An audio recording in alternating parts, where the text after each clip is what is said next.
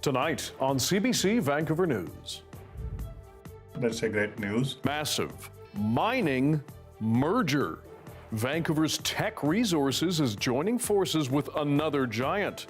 What could happen next? It's quite likely that what will happen is the merged Teck Anglo will also be a takeover target. Plus, we need to have an immigration system that lifts people up, that supports people when they get here, that protects them from exploitation. BC's premier says he stands by his comments about immigration after facing heat, even from within his own party.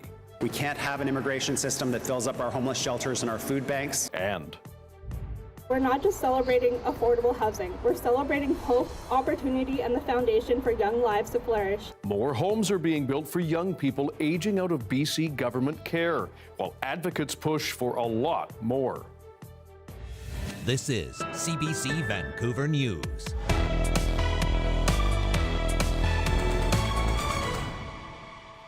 Hello, I'm Dan Burritt. Thanks for joining us. It is a mammoth shakeup in the world of mining and big impacts for this province. Two giants are set to become one and headquartered right here in BC. Jennifer Norwell has more on the winners and losers in the marriage between Teck Resources and Anglo American. BC politicians were quick to celebrate the news that Anglo American and Teck are combining in what the companies are calling a merger of equals. That's a great news, where it will invest in our province's economic growth. Moving their headquarters from London, England to Vancouver is a huge endorsement.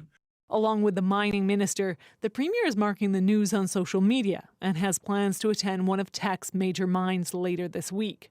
Now, this merger matters because the combination of these two already significant players will turn the new company into one of the top 5 copper producers in the world, according to releases sent out by both companies.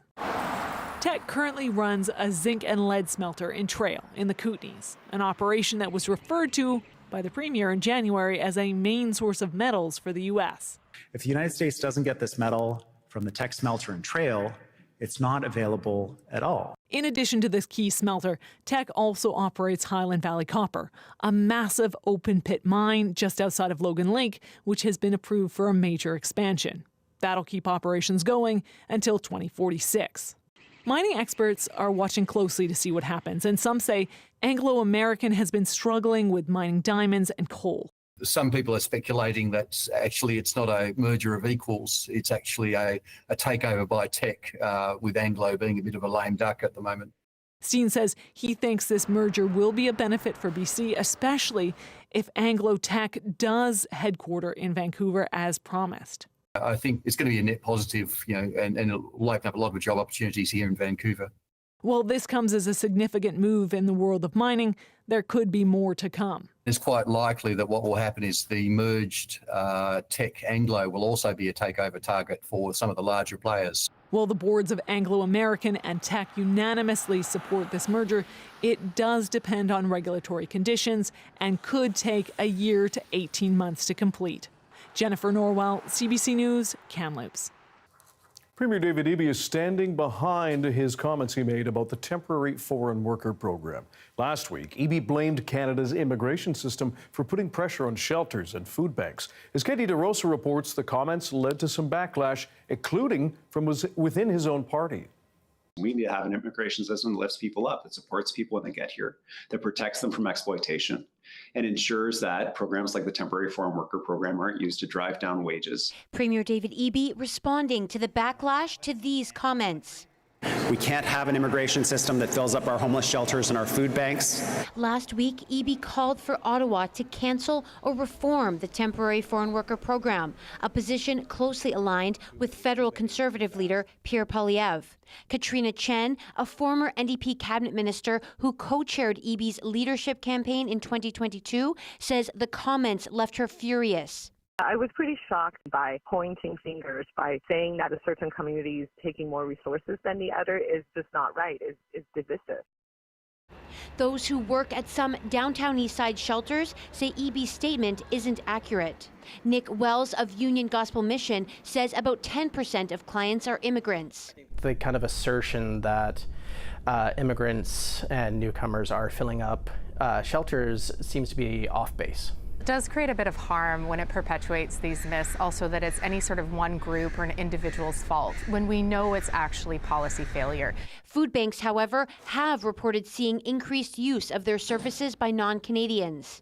In the last few years, we have seen a pretty significant increase in the number of immigrants and refugees coming to food banks. The Greater Vancouver Food Bank says that 35% of its clients are newcomers to Canada, a rate which has increased since 2018. Eby says the blame is not with temporary foreign workers, but on employers exploiting the system. It is outrageous that the Boston Pizza in Richmond is asking for a temporary foreign worker to fill a restaurant manager position. Surely they can find someone on their team to train and promote. An example, Eby says, highlights the need for reform of the flawed program. Katie DeRosa, CBC News, Victoria. The man accused of stabbing 3 other people at a Vancouver Chinatown festival in 2023 says he felt compelled by God to carry out the attack. Blair Donnelly told a BC Supreme Court trial he had no particular plan to target Chinese people when he bought a chisel to carry out the attack. Even though all the victims were Asian, he says the, quote, Holy Spirit was leading him to hurt people. Donnelly has pleaded not guilty to 3 counts of aggravated assault. He says he initially planned to bike to a coffee shop in Coquitlam on the day of the assault, but felt prompted by God to instead go to Chinatown. His lawyer says Donnelly has admitted to the stabbings, but his state of mind will be at issue. Well, despite lobbying efforts from people in the south end of Nanaimo, city councillors there have opted not to take any immediate action to close a downtown resource hub. Claire Palmer has more on the concerns about social disorder and the help the centre offers. A much disputed drop-in hub in downtown Nanaimo will keep its doors open, at least for now. Since January, the hub has offered daytime services and connections to community supports, as well as a nighttime shelter. But some neighbors say it's causing more harm than good. People in this neighborhood, we empathize, we get it. We want everyone to have a safe, good day. We want everyone to stay alive. But the intensity with the hub is just too much. Robertson admits it's a tough ask to see the hub closed, but says its benefits come at a cost, including fights, open drug use, garbage, property damage, and human waste, along with various degrees of social disorder were all connected to the facility and those using the service. My neighbors are fried, and these are good people, people who support these kinds of things, people who work in these industries. They are so spent. We're losing people. They're looking for real estate elsewhere. Violet Hayes is with Island Crisis Care Society, who run the daytime services at the hub. She says it's a challenge, but they're doing the best they can to mitigate the impact and are currently seeking out a new location. It's a slow process, but we are, thankful that we have this opportunity and believe that, as people start to access and get housed, it will get better. Hayes says she estimates 100 to 120 people come through the doors each day, and a city report at the 6th month mark of operations supports the idea that it's making a difference. People do find housing, and the people connecting with primary health care, getting the support they need, whether it be wound care, whether it be going into some sort of treatment. We've had people that have made those connections and have gone off for treatment. Council did not debate or discuss Robertson's letter on Monday night. The hub is only being funded until March 2026. Claire Palmer, CBC News, Nanaimo. Young people aging out of BC government care and mothers at risk of homelessness will eventually have more places to call home here. Ground is broken on a new building in New Westminster. As Liam Britton reports, advocates welcome the news and are pressing for a lot more. We're not just celebrating affordable housing, we're celebrating hope, opportunity, and the foundation for young lives to flourish. And Ashley Crossan knows what that means to a young person in government care. She's been one herself. And years later, she still recalls her feelings when she aged out at 19. Anxiety of not knowing where you're gonna live, who your supports are in adult life, who are the relationships that you can count on. But she's optimistic that fewer youth will have to feel that way. Aunt Leah's Properties is starting construction on an 89-unit housing project in New Westminster, meant for youth aging out of foster care and young mothers at risk of homelessness. The nonprofit says the rents will be deeply affordable, about $450 to $2,500 a month, depending on a renter's income and the unit size. Without housing, there really is no escape. Advocates welcome the housing and say more is needed. Almost every mother that reaches out to us is dealing with some form of housing precarity because we know that homelessness is the direct result of intimate partner violence for so many mothers. BC's representative for children and youth has called for a plan to end youth homelessness in the province for several years. It's something Crossan, who now works with kids in care, wants to see as well. At the groundbreaking, BC's Labour Minister wouldn't commit to that, but argues work is being done, like $15 million for this building. The investment in this project is one example. We introduced the SAGE program through the Ministry of Children and Family Development, which provides rent subsidies, which has been hugely impactful in supporting youth. Construction on the 89 units is expected to take 2 years. Those here spoke about hope to lay the foundation for more resilient lives. Liam Britton, CBC News, New Westminster. With our mountains and lengthy coastline, BC is not exactly known for tornadoes. We only see about one a year on average, but for some reason this year, one area of the province alone had 2 rounds of warnings. The CBC's Johanna Wagstaff looks at if a new tornado alley is forming here. So in Canada, we usually clock an average of just under 90 tornadoes a year. BC normally gets about 1 of those, but this season was different. The BC interior alone had several rounds of tornado warnings, and overall, the numbers have been creeping up. So is there a new tornado alley in British Columbia? Sort of. The Northern Tornadoes Project, since 2017, has been collecting data across the country to get a better idea of what the tornado climatology of the country is. The fact that we're looking for tornadoes and finding tornadoes and building this database, it's gonna change the numbers. One part of the puzzle is actually quite simple. We're just better at noticing them. The radar, social media, we're picking them up more than we used to. I just get the feeling that since we started doing that work, there's been a lot more warnings and watches put out on tornadoes. In areas like Edmonton, Calgary, Southern Ontario, the population density is high. It's really tough for a tornado that causes damage to escape. Whereas in BC, I think there's quite a few areas that, if something happened, it might not ever make it out to us. And so we really count on people reporting to us. But that's not the whole story. Here's where climate change sneaks into the picture. To get a severe thunderstorm, to actually spin up a tornado, you need a very particular recipe. First, instability. Think cold, dry air parked above moist, warm air near the ground. That imbalance makes air rise quickly. We also need wind shear or twist to get the spin going. A warmer atmosphere holds more moisture, and that's one of the big ingredients. So in theory, that stacks the deck for stronger thunderstorms. But the twist or the shear part could actually decrease in a warmer world. And that's why tornadoes are one of the few extreme weather events scientists can't yet say will definitely become stronger or more common with climate change. Everybody assumes climate change is going to result in more storms, more tornadoes. And we're finding that, maybe that's not the case. This is much more complicated than we thought. And what we have found is that years with a lot of fire activity, we tend to get less tornadoes. And we're looking into why, but it seems like it's a lot to do with the smoke. So is there a new tornado alley in BC? Not exactly, but the more we look, the more it seems maybe BC's been a bit more tornado-ish all along.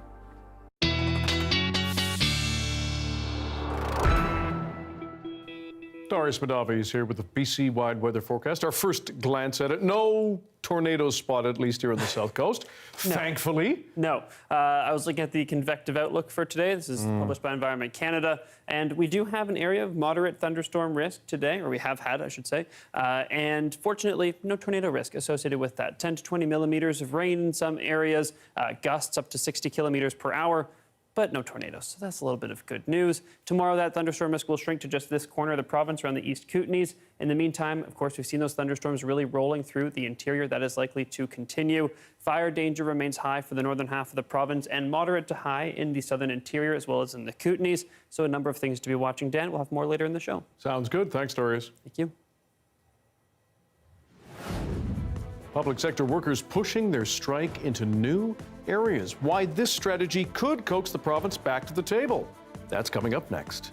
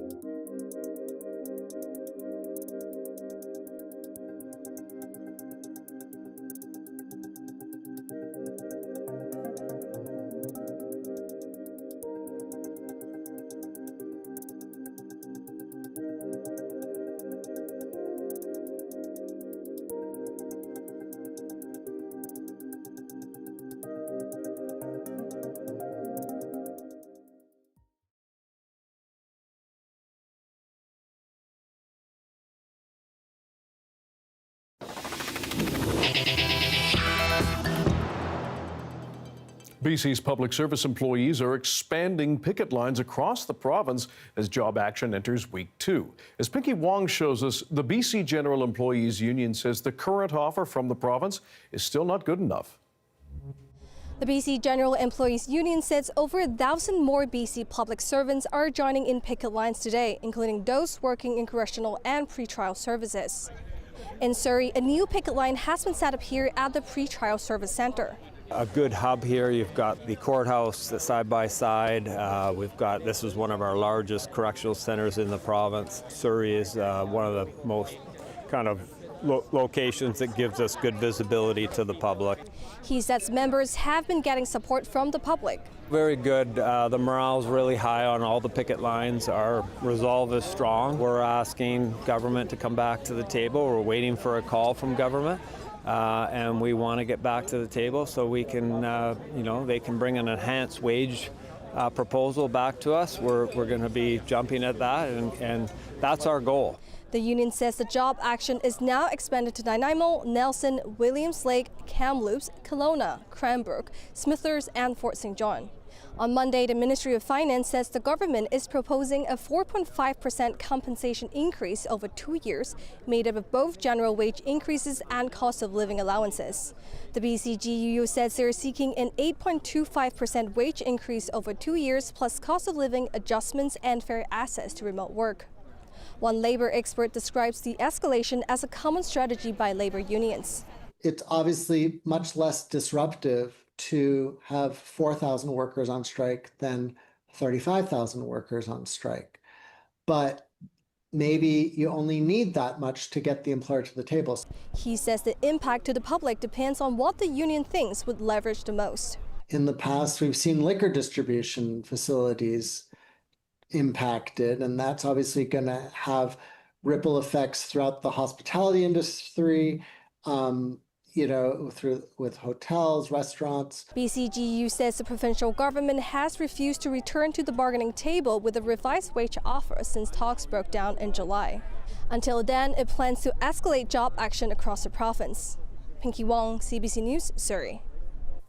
Many food banks say more people are asking for help as the cost of living in our province rises. So a grassroots initiative is helping to fill some of that need. The CBC's Amelia John spoke with volunteers with the Vancouver Fruit Tree Project.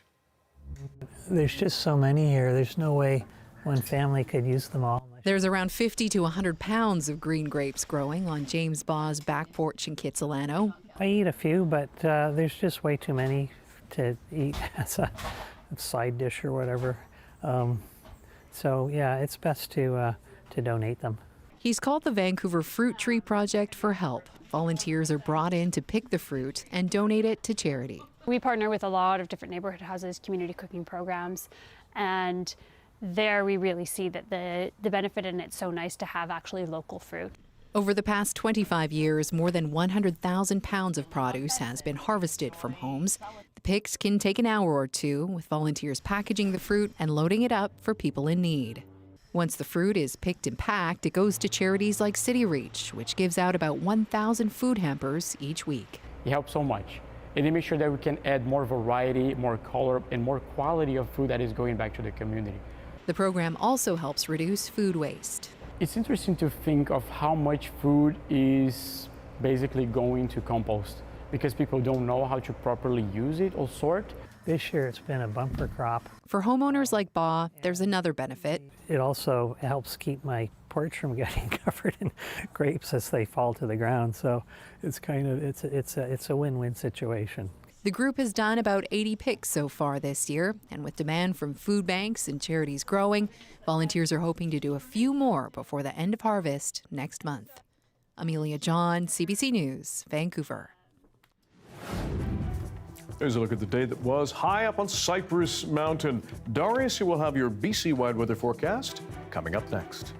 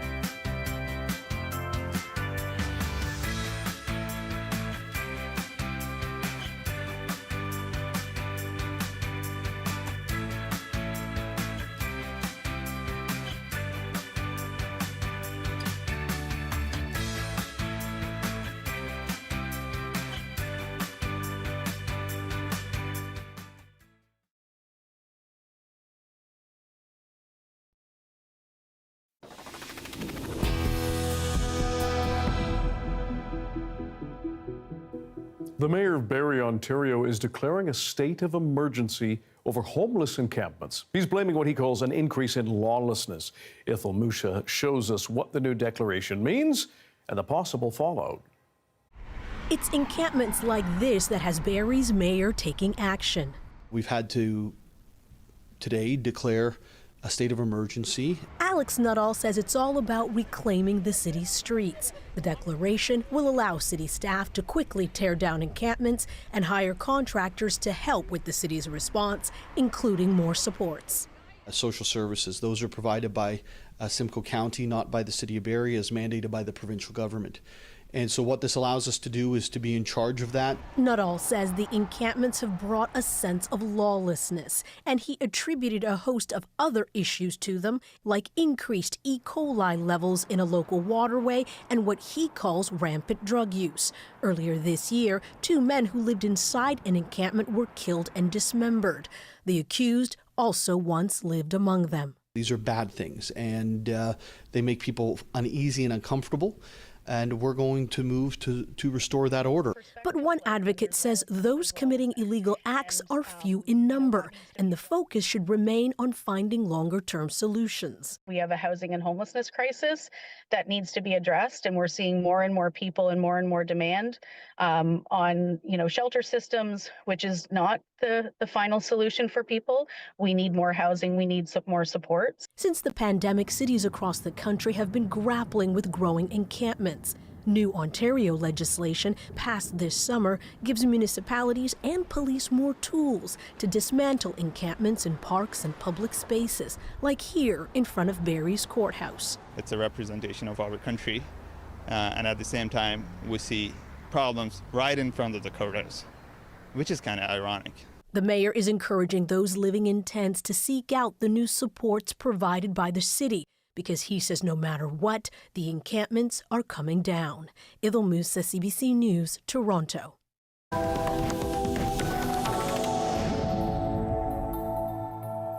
Hamas says its top leaders have survived a targeted Israeli strike in Qatar's capital. As Sasha Petrusik explains, the strike on a territory of a U.S. ally in the Middle East is seen as a shocking escalation. In the diplomatic quarter of Doha in Qatar, there was a huge explosion and black smoke filled the sky. Israel had fired missiles at one particular building where it knew that Hamas negotiators would be getting together and trying to go over an American proposal that had been presented. As far as Israel was concerned, this was going to be a show of strength. At the beginning of the war, I promised that Israel would reach those who perpetrated this horror. And today, Israel and I have kept that promise. Israeli Prime Minister Benjamin Netanyahu has been under considerable pressure from his base and his coalition partners to keep fighting. And then when there was a terror attack in the north end of Jerusalem, he says that was the final straw. He decided to attack Hamas negotiators. And this action can open the door to an end of the war in Gaza. But it seems like Israel is much more prepared to resolve this Gaza war on the battlefield, not at the negotiating table. It is preparing a major assault on Gaza City, which is the biggest area of population in the Strip still. 1 million people are there. Over the past days, it has launched multiple airstrikes. They have been ramping up, and it has troops and tanks ready to go in. It issued a final warning to the population to get out because an attack was imminent. The White House says it informed Doha, but officials in Qatar say they didn't really know what was happening until they heard the explosions. There was widespread condemnation internationally, in the Gulf, even from countries that are relatively friendly to Israel, like the United Arab Emirates and Saudi Arabia, who called all of this cowardly and criminal. As for Hamas, it says 6 of its officials were killed, but not the top leaders doing the negotiating. And it says this changes nothing in its hard negotiating stance. Sasha Petrusik, CBC News, Jerusalem. The Trump administration, meanwhile, has offered an official response to the Israeli strike in Doha. As the CBC's Aaron Collins explains, American officials say they were alerted before the attack, but stopped short of endorsing it. The White House between a rock and a hard place today. That tough spot coming after one ally in the Gulf region launched an attack on another. The White House says that while it condemns Hamas, it doesn't condone the attack by Israel. The Trump administration was notified by the United States military that as Israel was attacking Hamas, which very unfortunately was located in a section of Doha, the capital of Qatar. Unilaterally bombing inside Qatar, a sovereign nation and close ally of the United States that is working very hard and bravely taking risks with us to broker peace, does not advance Israel or America's goals. The U.S. says that it immediately notified Qatari officials when it learned about the attack. What remains unclear is how exactly the U.S. military caught wind of it. What is clear is that the airstrike, which was quickly condemned by Qatar, is a blow to peace negotiations. That country had been playing a key role in mediating ceasefire talks. Still, the White House remains optimistic, saying the attack could provide an opportunity to move those talks forward. The president has always made it very clear that he wants peace in the Middle East, just like he sought that and accomplished that in his first term. He expects all of our allies and friends in the region, that includes both Qatar and Israel, to seek peace as well, and he wants to see that happen. This morning's airstrike also comes a day after a gunman killed 6 people in Jerusalem. Hamas has claimed responsibility for those killings. Aaron Collins, CBC News, Washington. Anti-government protests in Nepal are growing increasingly violent, even after the country's prime minister resigned and the recent ban on social media was lifted. Crystal Gamansing reports on what's fueling the public rage now. Engulfed in smoke as the Nepalese parliament burned, anti-corruption demonstrators celebrated. They succeeded in forcing Prime Minister KP Sharma Oli to resign Tuesday, along with 2 of his cabinet ministers. To our now former Prime Minister, I must say that the resignation from your post is not enough, says this student protester. Clashes between mostly young demonstrators and police continued even after the government lifted its ban on social media. Protesters want an end to what they say is a corrupt government rife with nepotism and unwilling to address a failing economy. At least 22 people have been killed and hundreds injured. Nepal's army accuses protesters of taking advantage of the crisis by looting and setting fires. But ignoring an indefinite curfew, protests intensified. People are just furious. Nirnaya Bata witnessed the anger on the streets firsthand. He says the social media ban lit the fuse. I think the need now is, utter sincerity, from the state, from the government, and anybody who actually is at the helm of, running the country. Nepal became a democratic republic in 2008. In the process, thousands died as political groups fought the monarchy, the police, military, and each other for control. Nepal's Army Chief of Staff noted the bloodshed past and present as he called for unity, asking demonstrators to cancel future actions and engage in talks. Crystal Gamansing, CBC News, London. Doctors call it a growing problem, especially for boys and young men. We're going to speak with a UBC psychologist about the effects of young people and gambling. Stick around.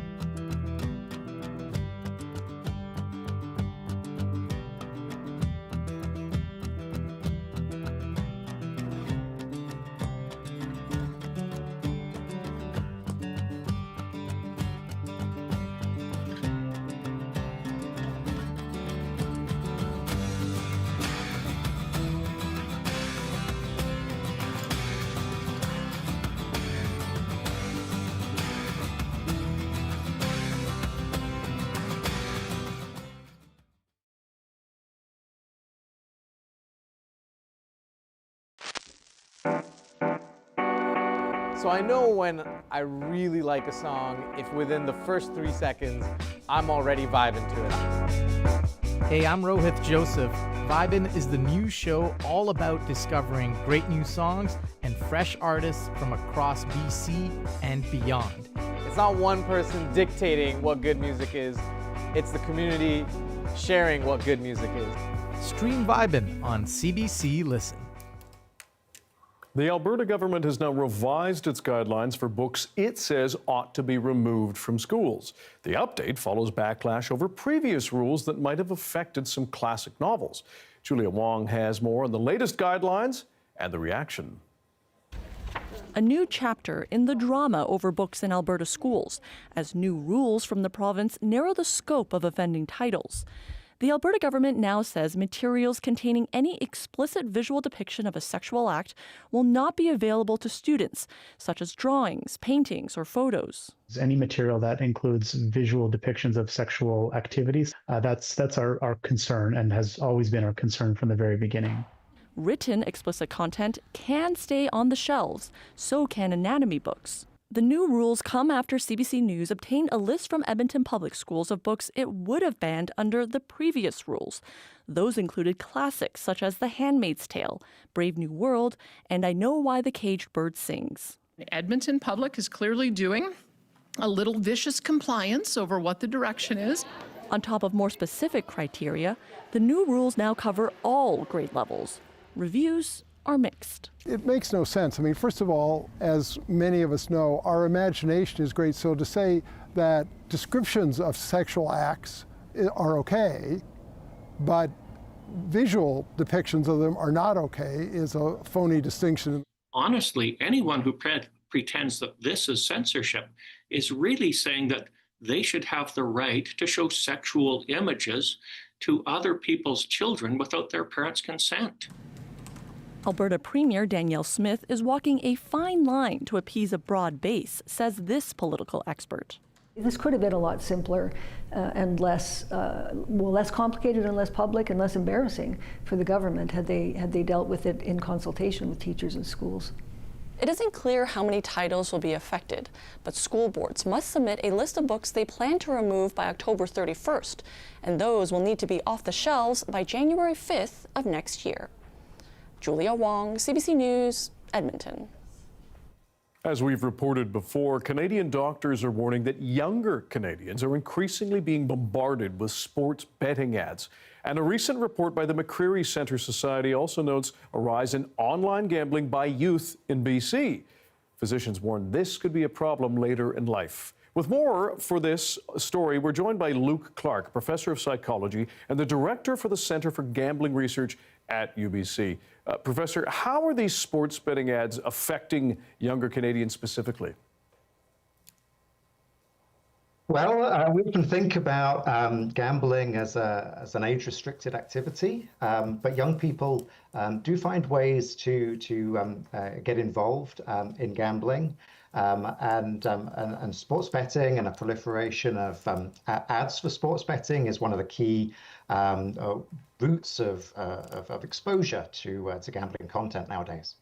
And we certainly know that more people, more young Canadians have access to those things, particularly on their phones. Is online gambling and sports betting affecting some youth more than others? How does it fall along gender lines? Well, in the latest data from BC, this is from the 2023 BC Adolescent Health Survey, around 1 in 5 teenagers aged 12 to 18, so 20% of young people have gambled with money in the past year.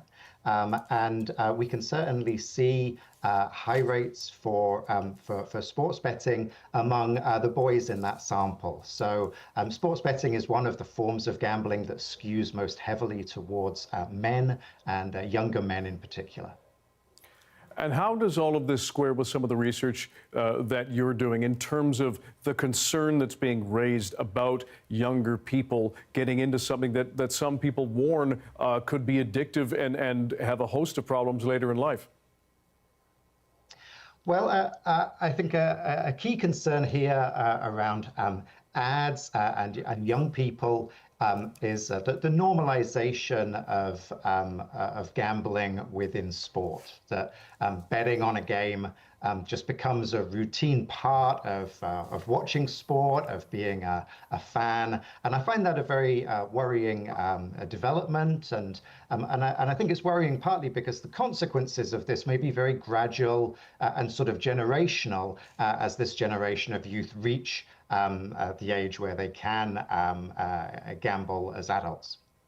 What do you say to parents and guardians who may be dealing with this either at a very young stage and age for young people in their life, to perhaps those who find their children already have a problem? Well, for parents, I think another route of gambling exposure is in relation to video games, where we're seeing quite a lot of gambling-like elements within video games. So for parents of younger kids and tweens, I think it's really important to understand what games they're playing and the payment settings, the ability to make in-game purchases. For parents of older teens, I think it's important to start having these conversations similar to financial literacy about credit cards and bank accounts, but about gambling literacy. Do they really understand what a house edge is? How does a house edge happen in something like sports betting? Why is this a profitable business activity? Professor Luke Clark, Professor of Psychology and the Director for the Center for Gambling Research at UBC. We appreciate your time and your expertise. Thank you for joining us. Thanks, Dan. So, did it wake you up? A magnitude 2.6 earthquake was felt in parts of Maple Ridge on Monday night.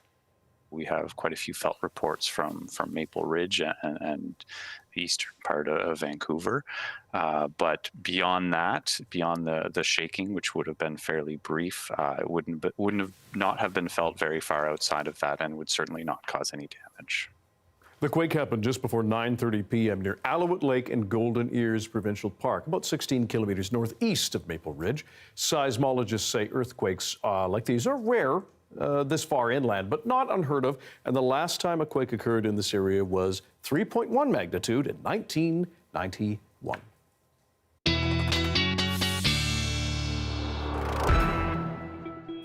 Our science and climate specialist, Darius Madavi, here with the BC-wide weather forecast.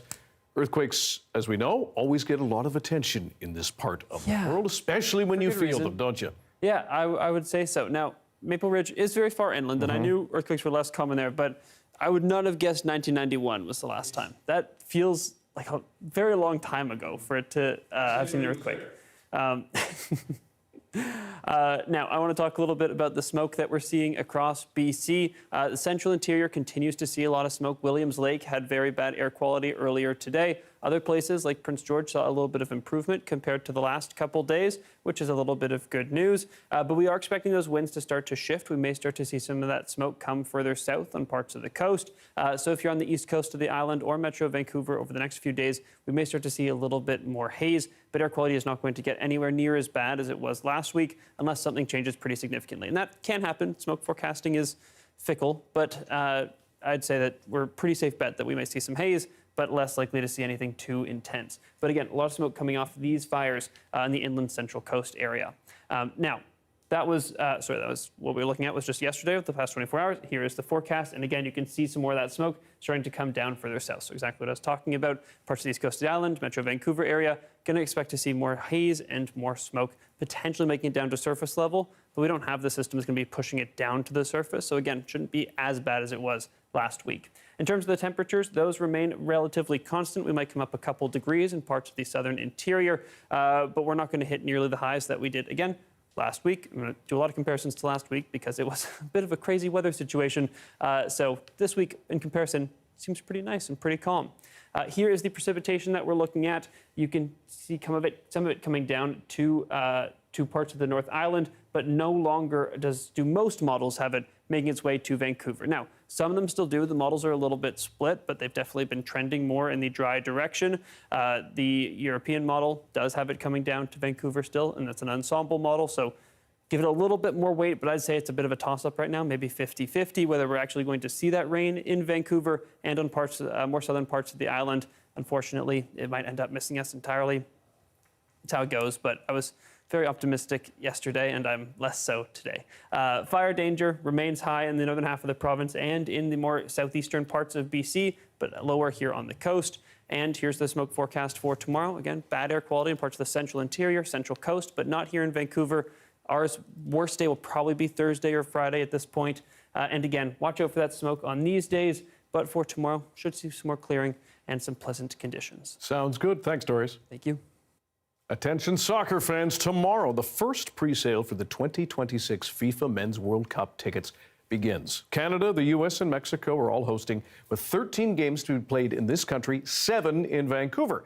Jamie Strachan guides us through the ticketing process that will have fans, many of them, crossing their fingers.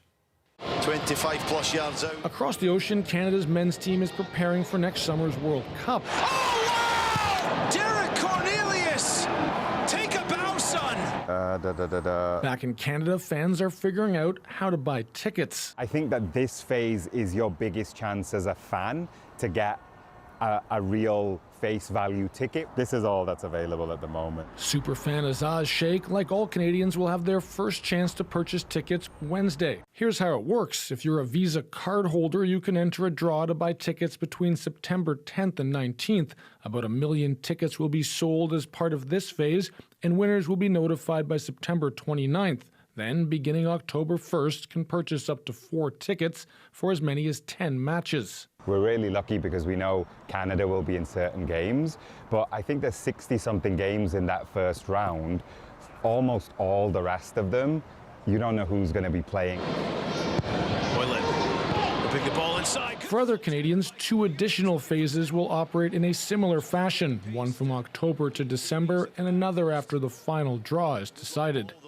Games will be played in stadiums in Canada, the United States, and Mexico. Only the dates of the host country's games are known. Everybody's going to want these, including us. Right here. The president of the Voyageurs, Canada Soccer's main supporter group, knows it'll be a tough ticket, even for the most ardent fans. It's kind of a little bit Hunger Games-ish, where it's everybody for themselves and trying to get these tickets to these games, and they're limited. Canada Soccer also has a small allotment of tickets for games Canada is playing in, available to Canadian fans through a lottery. There's much more demand than there will be supply. It's going to introduce a scarcity that I think people really haven't experienced before in Canadian soccer. FIFA said prices will start at $82 for some group stage tickets and climb to $9,200 for the final. Jamie Strachan, CBC News, Toronto. It's a movie that's taken the world by storm with its devilishly catchy music, K-pop Demon Hunters. CBC News caught up with one of the songwriters earlier to get behind the scenes. Stay with us.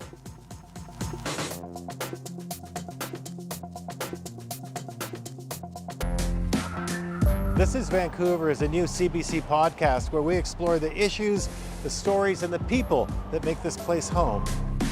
Listen to This is Vancouver wherever you get your podcasts.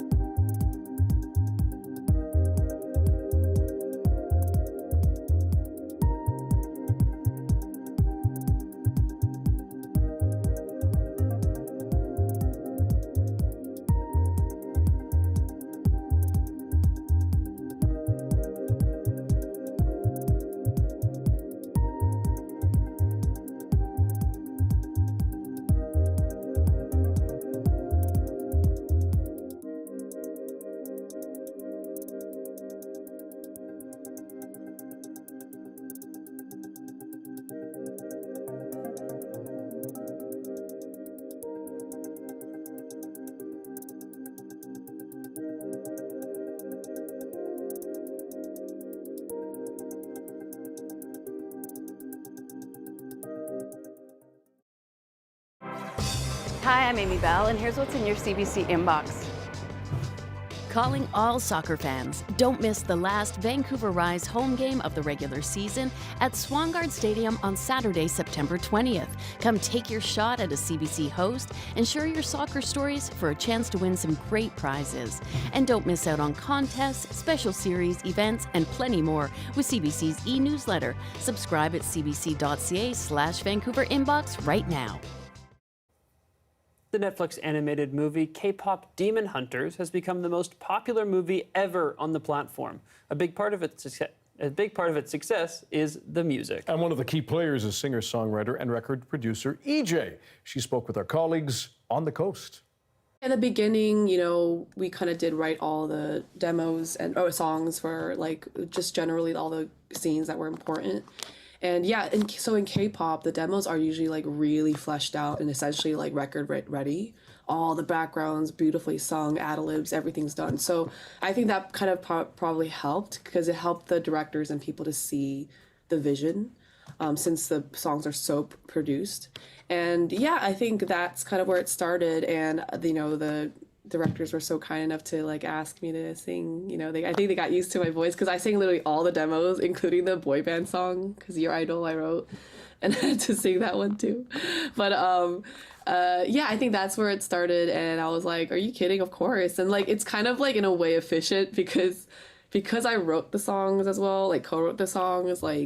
I'm able to understand how to sing it, without needing too much direction.